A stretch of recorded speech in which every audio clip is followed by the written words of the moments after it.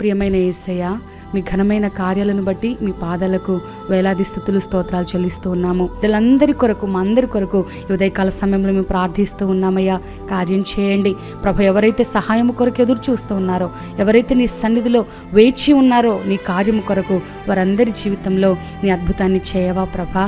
అయ్యా, అనుకున్న పనులు జరగక నిరుత్సాహములోనికి, నిరాశలోనికి వెళ్ళిపోతున్న వారు, ఉద్యోగాలు రాణించలేక, ఉద్యోగాలు లేక, చక్కని ఫలితాలు రాక, వివాహంలో ఫెయిల్యూర్స్గా ఉంటున్న వారు చాలామంది డిప్రెషన్లోకి వెళ్ళిపోతూ ఉన్నారు. ఈ రోజున మా జీవితంలో కూడా నీ సహాయము, నీ తోడు మాకు అందించి అసాధ్యమైన కార్యాలు మేము జరిగించడానికి మాకు ధైర్యమునివ్వండి. మమ్మల్ని పురికొల్పండి, ముందుకు నడిపించండి.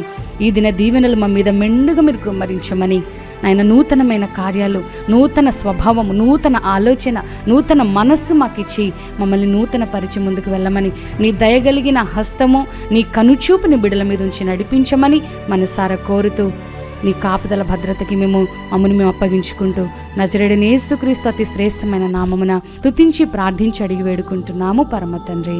Amen, amen. God bless you all.